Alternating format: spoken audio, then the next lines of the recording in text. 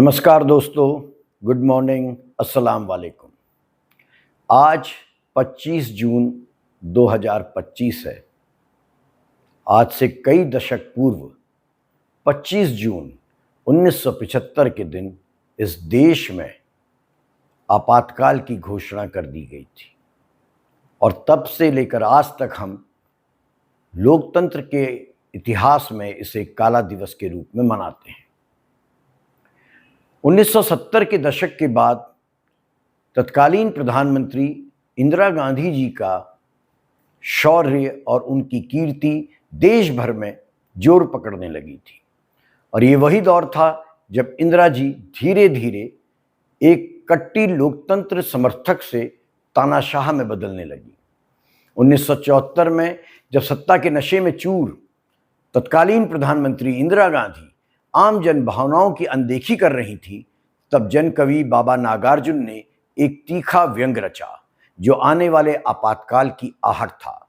यह कविता सत्ता को आईना दिखाने का साहस रखती थी।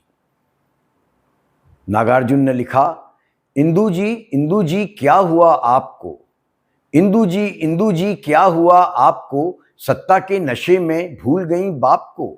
बचपन में गांधी के साथ रही, तरुणाई में टैगोर के पास रही, अब क्यों उलट दिया संगत की छाप को। इंदु जी क्या हुआ आपको, छात्रों के लहू का चस्का लगा आपको, काले चिकने माल का मस्का लगा आपको, भूल गई भाषा की गरिमा संस्कार को। इंदु जी क्या हुआ आपको। 25 जून 1975 भारतीय लोकतंत्र के इतिहास का वह दिन है जिसे काल रात्रि के रूप में याद किया जाता है। इस दिन प्रधानमंत्री इंदिरा गांधी ने देश में संविधान के अनुच्छेद 352 के तहत आपातकाल की घोषणा की। देश की संवैधानिक संस्थाएं, संसद, न्यायपालिका, प्रेस सब कार्यपालिका के अधीन कर दी गई थी। लोकतंत्र को स्थगित कर दिया गया था। समस्त नागरिक अधिकार छीन लिए गए थे।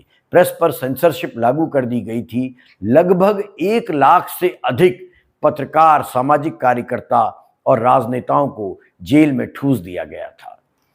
आपातकाल की पृष्ठभूमि इलाहाबाद उच्च न्यायालय के उस ऐतिहासिक फैसले में छिपी थी जिसमें न्यायमूर्ति जगमोहन लाल सिन्हा ने इंदिरा गांधी को चुनावी गड़बड़ी के कारण अयोग्य ठहरा दिया था। इससे राजनीतिक संकट पैदा हो गया। प्रधानमंत्री ने तत्कालीन राष्ट्रपति फखरुद्दीन अली अहमद से आंतरिक अशांति का हवाला देकर आपातकाल की सिफारिश की, जिसे तत्कालीन राष्ट्रपति ने बगैर सूझबूझ तत्काल स्वीकार लिया था। प्रेस पर सेंसरशिप लागू की गई। इंडियन एक्सप्रेस और स्टेट्समैन जैसे अखबारों ने साहस दिखाते हुए अगले दिन के अपने संपादकीय पृष्ठ को काला करके छापा था। विपक्षी नेता जैसे जयप्रकाश नारायण, अटल बिहारी वाजपेयी, लाल कृष्ण आडवाणी, जॉर्ज फर्नांडिस, चंद्रशेखर जैसे हजारों लोग जेल में ठूस दिए गए। इंदिरा जी के सुपुत्र संजय गांधी ने नसबंदी अभियान शुरू किया जिसमें जबरन सर्जरी कराई गई। गरीबों, दलितों और अल्पसंख्यकों को भारी मात्रा में टारगेट किया गया। संसद एक स्टैंपिंग मशीन बन के रह गई। न्यायपालिका पर असाधारण दबाव इस दौर में देखने को मिला था।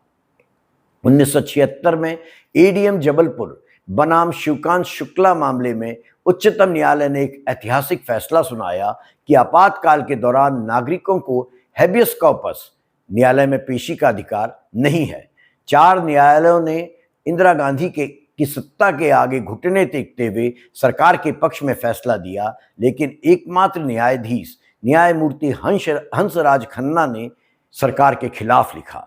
उन्होंने लिखा, जीवन और स्वतंत्रता राज्य की देन नहीं बल्कि नागरिक का जन्मसिद्ध अधिकार है। सरकार ने इसका प्रतिकार स्वरूप उनको chief justice of India, Bharat का मुख्य न्यायाधीश नहीं बनने दिया और उनकी वरिष्ठता को दरकिनार कर एमएच बेग साहब को अगला मुख्य न्यायाधीश बनाया था। न्यायमूर्ति खन्ना ने तत्काल इस्तीफा दिया और उनके इस साहसिक फैसले पर वॉशिंगटन पोस्ट जैसे अखबार ने तब लिखा था कि यदि भारत में कभी लोकतंत्र लौटेगा तो हंसराज खन्ना की मूर्ति जरूर लगेगी। 1977 में जनता ने इंदिरा गांधी को सत्ता से बाहर कर दिया। जनता पार्टी सरकार ने शाह आयोग का गठन किया जिसने बताया कि किस तरह से संविधान और संस्थानों का दुरुपयोग कर नागरिक स्वतंत्रता कुचली गई। यह रिपोर्ट आपातकाल के काले अध्याय का दस्तावेज है, एक गवाही है। अब प्रश्न उठता है मित्रों, आज हम 2025 में हैं और बहुत सारे लोग, बहुत सारे जिनमें पूर्व न्यायाधीश शामिल हैं, जिनमें बुद्धिजीवी शामिल हैं, जिनमें पत्रकार शामिल हैं, जिनमें युवा वर्ग शामिल है, वो यह पूछ रहा है कि वर्तमान दौर कहीं अघोषित आपातकाल तो नहीं। आज प्रेस की स्वतंत्रता में भारी गिरावट दर्ज की गई है। सरकारी संस्थाओं पर कार्यपालिका का बढ़ता नियंत्रण हम स्पष्ट रूप से देख रहे हैं। चुनाव आयोग, central bureau of investigation, enforcement directorate जैसी संस्थाएं पक्षपाती नजर आ रही हैं। प्रेस पर मुकदमे हो रहे हैं, पत्रकारों की गिरफ्तारियां हो रही हैं, शिक्षण संस्थाओं पर नियंत्रण कसता जा रहा है। सब मिलाकर बहुतों को आशंका है कि यह अघोषित आपातकाल है। इसी दौर में आपको याद होगा, नागरिकता संशोधन कानून के दौरान वरुण ग्रोवर की एक कविता आई थी, जो बाबा नागार्जुन की कविता सरीखी प्रतीत होती है। वरुण ग्रोवर की कविता कहती है, हम कागज नहीं दिखाएंगे, हम कागज नहीं दिखाएंगे, तानाशाह आकर जाएंगे, हम कागज नहीं दिखाएंगे। तुम आंसू गैस उछालोगे, तुम आंसू गैस उछालोगे, तुम जहर की चाय उबालोगे, हम प्यार की शक्कर घोल के इसको गट गट गट पी जाएंगे, हम कागज नहीं दिखाएंगे। यह देश ही अपना हासिल है, यह देश ही अपना हासिल है, जहां राम प्रसाद भी बिस्मिल है। मिट्टी को कैसे बांटोगे, सबका ही खून तो शामिल है। तुम पुलिस से लठ बजवाओगे, तुम मेट्रो ट्रेन बंद कराओगे, हम पैदल पैदल आएंगे, हम कागज नहीं दिखाएंगे। हम मंजी यहीं बिछाएंगे, हम कागज नहीं दिखाएंगे। हम संविधान को बचाएंगे, हम कागज नहीं दिखाएंगे। हम जन गण मन को भी गाएंगे, लेकिन हम कागज नहीं दिखाएंगे। तुम जात पात से बांटोगे, हम भात मांगते जाएंगे, हम कागज नहीं दिखाएंगे। 1974 में बाबा नागार्जुन ने इंदिरा गांधी की तानाशाही रुख को कविता से ललकारा। 2019 में वरुण ग्रोवर ने यही काम किया, शांतिपूर्ण शब्दों से सत्ता को आईना दिखाया। दोनों कविताएं अलग अलग दौर की हैं, पर उद्देश्य एक ही है, लोकतंत्र को बचाना।